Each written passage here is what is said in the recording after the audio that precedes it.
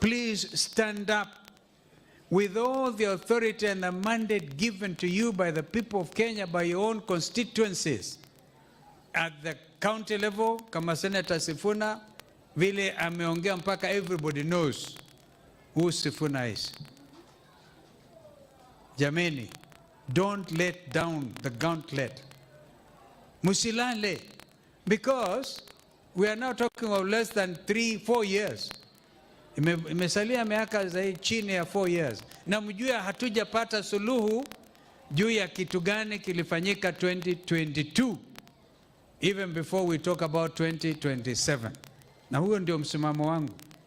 Because tumekubaliana kwamba audit itafanyika. Tujue exactly kitu gani kilifanyika. So that's important. Moving on, the spouse of the Deputy President, Pastor Dorcas Rigathi, has called on university students to reach out to others for support when encountering difficult situations. Speaking during her visit to Karatina University in Nyeri County, Pastor Dorcas challenged the students to stay focused in their dreams and never to give up. She was visiting the institution as she continued the alcohol, drugs, substance abuse preventative program in her office. She has so far held talks in Nairobi University, Daystar University, Masai Mara University, Mount Kenya University, and several high schools on how youths should steer clear of addictive substances and how to improve their lives. Institutions of higher learning is a place of the greatest investment. So the children you see here are investment by their families, an investment for this nation, and this is the hub and the gold mine for the future. And therefore we must take care of it. That is why I am coming to encourage them, to strengthen them, and to tell them there is a future for them. And they should not give up, because we are relying on them. These young people you see, they are the economic drivers. They have the solutions to how this economy is going to run. In areas of agriculture, in area of the digital ICT and all this, all you need is what they are having. And they must finish and come to be able to make this Kenya move to the next level. In any case, these are the future leaders, these are the future mothers and fathers. The future of this country is sitting here, 10,000 of them, and one of them can make a difference. And therefore, as a mother, I feel it is very important for me to go and speak, encourage them, strengthen them, and make sure they are receiving what they need, the counsel they need, and also to tell, to see that they are also living a dignified future. Senate Health Committee Chairman Jackson Mandago has raised concern of lack of adequate oxygen at Kisii Teaching and Referral Hospital in Kisii County and has urged the management to address it. Mandago led the committee on a fact-finding mission at the facility and said the hospital used to generate enough oxygen for its use and supplied extra to other counties. At the morgue, Mandago urged the attendants to use the annex morgue to preserve bodies brought by police officers, to avoid mixing them with those from the wards. On his part, Kisii Senator Richard Onyonka has said the senators are doing their oversight work and should not be seen as enemies of the executive. Onyonka noted the Senate's operations have changed and they cannot wait for the audit reports before they visit the facilities to know their challenges and address them. The Senate has changed. Our job is to oversight the executive. We are not adversarial. We don't come here to make noise. We just want to look, observe. I now have a reason as the Senator of Kisii County to persuade the national government to give us more money. But I want to persuade the people running this facility, because I know most of them and I understand where they are. They should never fear to tell me where the challenges are. I want to be proud of this facility. The way the Moi Teaching and Referral Hospital is popular and they are doing some wonderful things. That's how we want Kisii Referral and Teaching Hospital to become. We're going to be taking a short break. Don't go too far. You're watching Hope TV NewsWatch.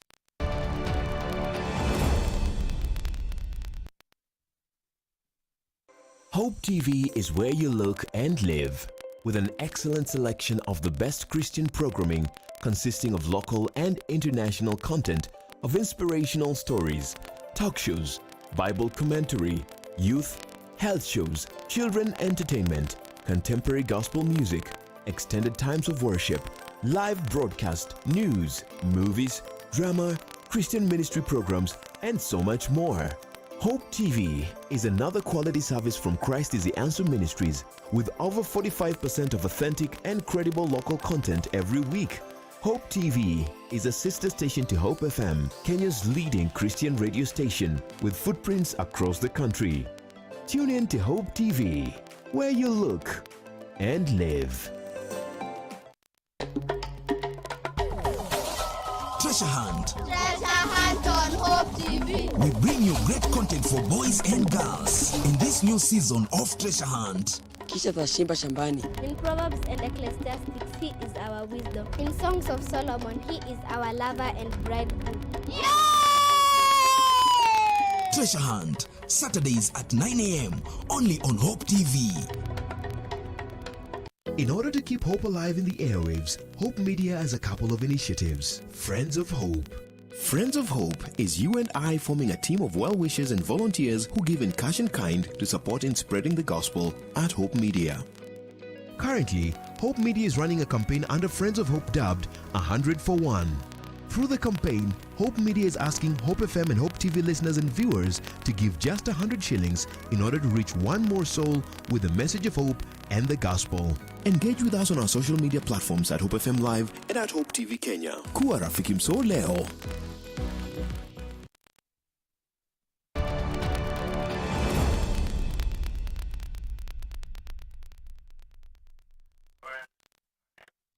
Welcome back. You're watching NewsWatch with me, Joy Mochache. Engage with me at Facebook at Hope TV Kenya.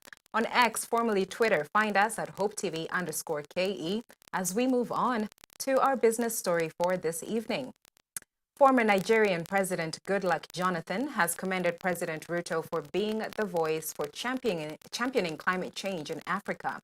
Jonathan also took the chance to appeal for more investors, especially those operating in Africa and those committed to agricultural innovation and technology transfer, to join hands with AATF in the farming technology transfer journey.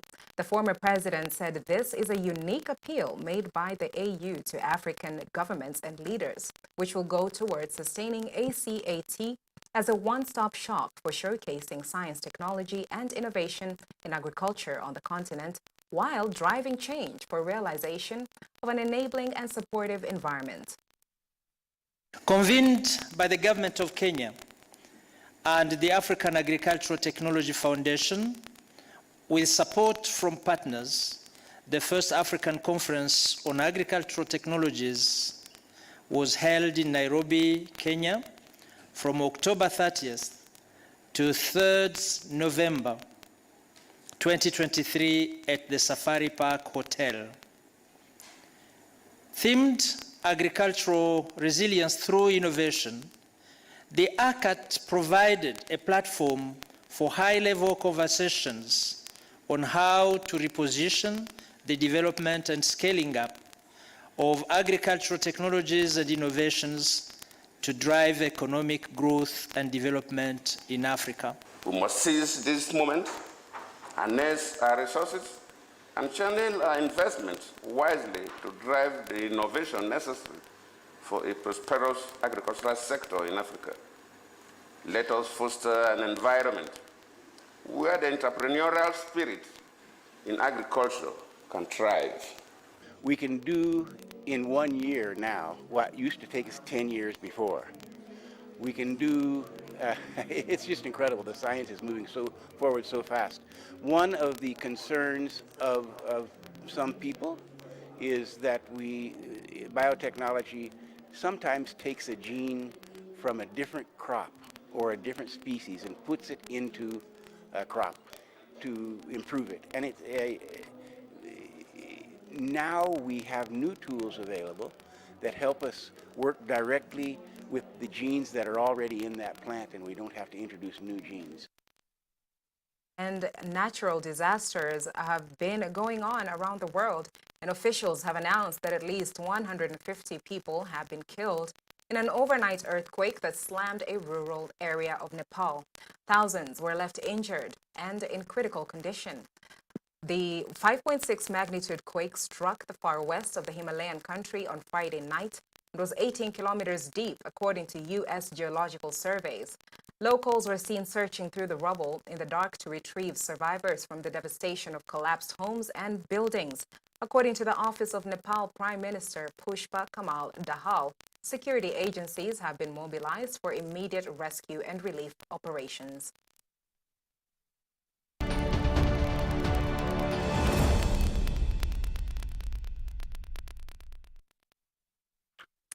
Moving on to sports, Manchester United captain Bruno Fernandes scored a stoppage time winner to ease mounting pressure on Erik ten Hag with a 1-0 win at Fulham. Bruno Fernandes scored a late goal to secure Manchester United a late 1-0 win against Fulham in the table. The win sees Erik ten Hag's team up into sixth in the Premier League. The win comes after a dismal 3-0 home loss to Manchester City in the Prime League and a 3-0 dismantling by Newcastle United at Old Trafford in the League Cup last 16. Quite short, but we're through with our bulletin for this evening. Thank you so much for choosing us to update you. We wish you a blessed night ahead from us here at Hope TV. I'm Joy Mochache.